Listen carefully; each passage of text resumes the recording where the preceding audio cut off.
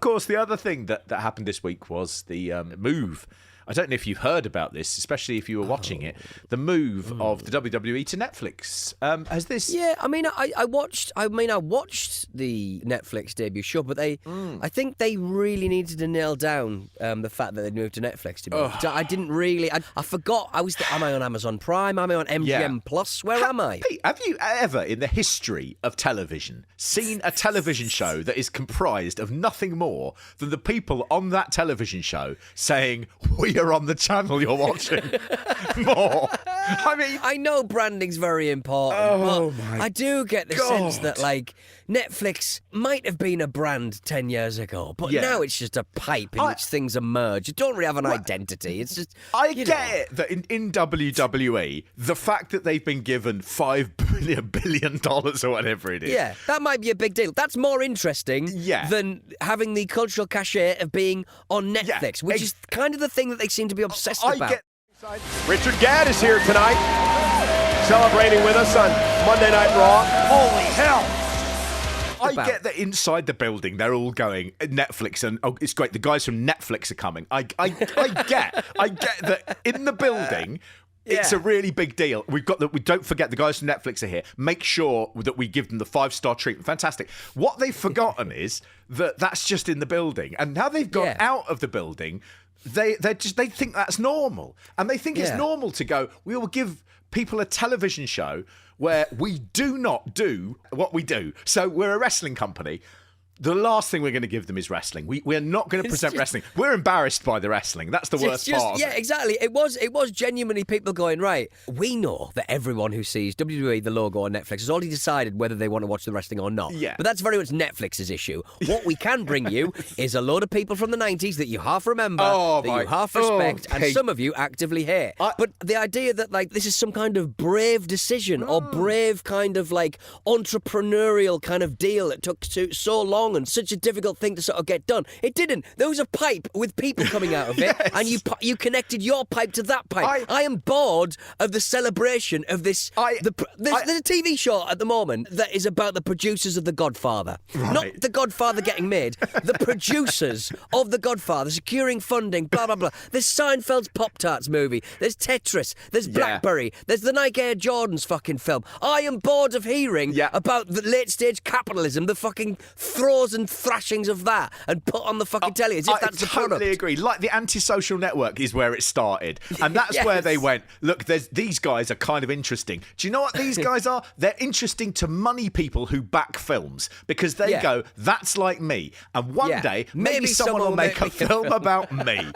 And this, Liz, my wife, was, watched the first bit of it with me. And she was like, this is like a really long awards show that's for business. There's no sense of... It's a corporate slammies. It was the corporate slammies. You're absolutely... People just talking without any goal. There was nothing you were going to get at the end of this. They were just going to go, I am going to say my piece. And so you get Triple H opening it. And I'll tell you one thing about Triple H, Pete, is I've always given him the benefit of the doubt. But this, he puts himself at the front and centre, going, the historic moment is here. When the light comes on, I will be standing in the middle of the ring. If I was a 12-year-old boy who had never seen wrestling before, that would open and I would think to myself, why is fucking Rumpelstiltskin's dad in a suit telling me about his corporate success? I thought the wrestling was supposed to be fun. I thought we weren't supposed to do this at home. What? I'm not supposed to sit there and talk about how wonderful it is that two execs from Netflix are here. Not once, but twice. And they see the bigger picture, and that partner is Netflix. Right now, there's Ted Sarandos, Bella Bajaria, and Greg. Where are you guys at? Where are they? Are they up in? They're somewhere up there. You guys up there? All right. Ted Sarandos, I'm telling you now, if The Rock finds out later that he was glitched, I'm going to come up there and go Squid Games all over your candy ass.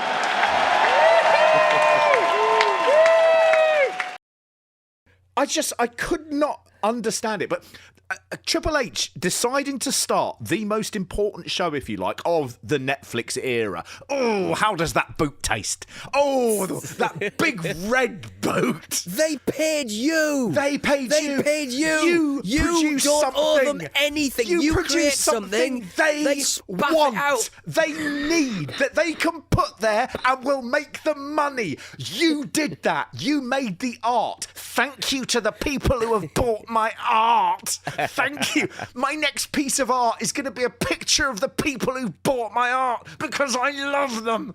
The disrespect it is, and this will make me sound mad, but the disrespect to all those people who have wrestled in that WWF/WWE ring over the years, who have pulled in the crowds, who have pulled in the money, who have made this company a billion-dollar industry, to be sitting there and going, the best thing that's ever happened is Netflix. No, the best thing that's ever happened is wrestling. Netflix knows that. That's why it's paid through the fucking nose for it. To sit there and grovel and not understand that you are wrestling is just absolutely boiled my blood. I was so... And they're so embarrassed about the wrestling. They're so embarrassed that they have to stop talking about Netflix and they have to go, I suppose we ought to do some wrestling. So fucking 32 minutes in, Pete. 32 minutes in, they get two people locking up. This is on the first show. The whole point of Netflix for them is to say, we are going to get new eyes on our product. This is going to revolutionise it. Well, do you know what you should do? You should show them the product. It's not Jey Uso in the stands with Travis Scott every fucking week, is it? It never is. It never is. I tell you what else was really embarrassing, and it was embarrassing that the way that it was presented, Macaulay Culkin got the biggest and most deserved pop out of everyone because they didn't set up their own people as being stars. The people of today were they're part of all of this, sure. But do you know what we have to do? We have to bring back people from 30 years ago. That's when it was popular. Mate, Netflix paid £1 billion for it, Yeah, for the current product. Current product. And it's not like they clearly respect the history of the product anyway. It's not like you can access any of these old pay-per-views. Don't worry, Pete. Don't worry, Pete. We'll get onto that. Don't you worry. Don't you worry. I mean, The Rock comes out and he does just a sort of all these fucking greeters greeting me like I'm at a posh hotel and they're all saying, welcome, oh, you're in for such a wonderful time. I just want to go to the room with Rhea Ripley. If I was someone who was 20, who had vaguely watched a bit of wrestling, right, I am seeing people who are not part of the current scene. I'm seeing Triple H, I'm seeing The Rock, I'll see The Undertaker. And I looked at that and I was like, right, well, the previous highest point in the business was 2001. And that would be like, WWE go, we've got a big show in 2001, our most successful year. So what we're going to do is we're going to have Chief Jay Strongbow come out and he's going to sort of say, this is the new era and you're going to love it. And then we're going to have a half-hour promo from Bruno Sammartino. And that's exactly the timescales that it would be to have The Rock and The Undertaker and Triple H here. Now, you could say, but they are the big stars that everybody knows. You don't need 32 minutes of The Rock and Triple H on the most important WWE show in a generation. You need the stars on it. And that was the worst thing about it. That it absolutely boiled my blood. It really did. I mean, the stuff that I did take out of it that I liked the dark ring that they used. I felt that was sort of like, I don't know, it looked like WCW during its sort of glory years for me of 89 to 94. Not that anyone in WWE is going to be doing that as a nod. I think what it might have been was slightly a nod to the NXT black and gold era, because that was Triple H's sweet spot. He loved that. And it felt like they might have sort of borrowed a bit from that look. But Pete, I mean, the key moment, of course. The key moment. The thing we all came here to talk about, really, isn't it? Oh, it was wonderful, wasn't it? The return of Hulk Hogan. Hulky Hogan. Terry Bollea. Let's make it clear, Pete. We've just witnessed the last ever return of Hulk Hogan, haven't we? They ain't going to be trying that again.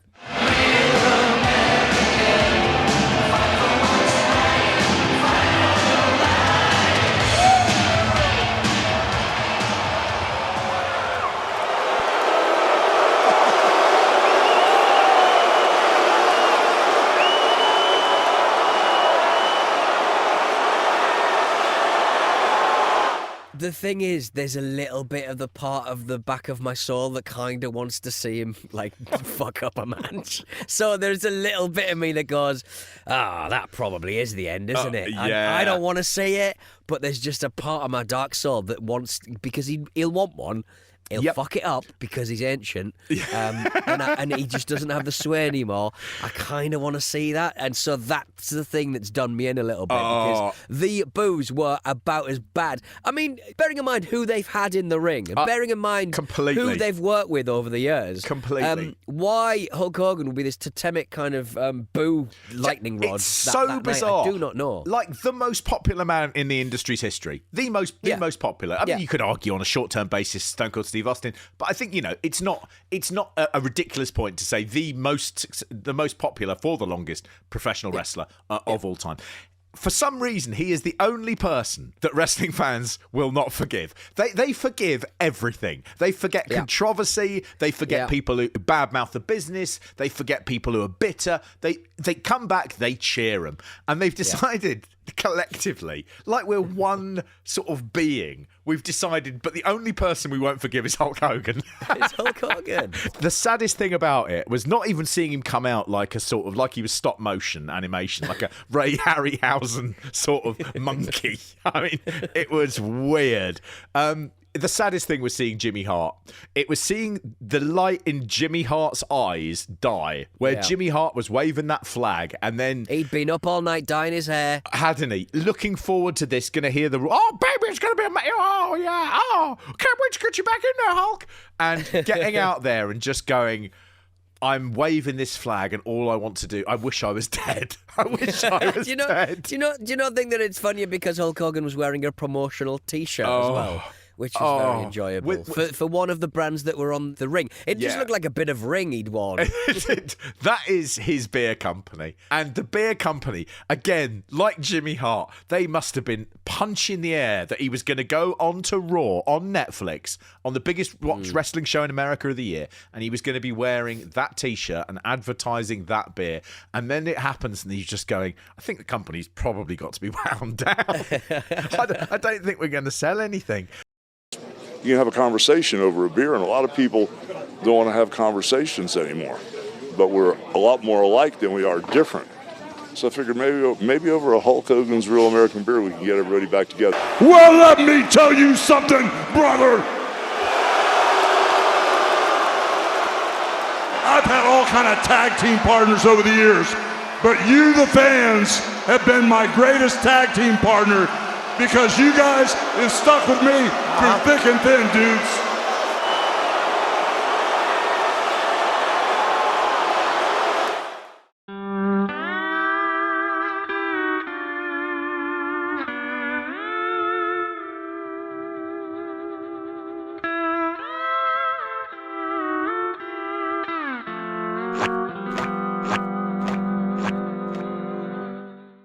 The other thing that this brought back to me is, I obviously went into Netflix to see what we had and what we'd lost. And the answer is we've lost everything. The history of wrestling has disappeared since the death of the network, which happened on New Year's Eve. And what they get to do, of course, is they get to decide what the history of wrestling is going forward.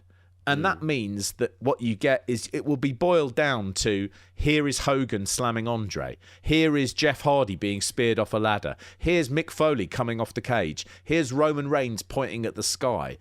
Here is the new thing they love, Yokozuna just staring at the camera. They love that shot. They love Yokozuna. They will not show you a Yokozuna match because the Yokozuna matches are not good. But they love the idea that Yokozuna is looking and you go, isn't that good? What this becomes, Pete, and this is a key thing, is when you do tailor it and you have someone like WWE tailor it in their own favour, what you get rid of is you get rid of the shit. And the shit is as much a part of the story as the great moments. The stuff that didn't work and the boring stuff, all of the stuff is important. Otherwise, it looks like wrestling is just easy to do because they always get it right. You need to see how often they get it wrong to appreciate it when it goes right. And what I look at is when they say this is the Netflix era, the thing that really strikes me is I sort of just go, and there is no room in this new era for men on a mission.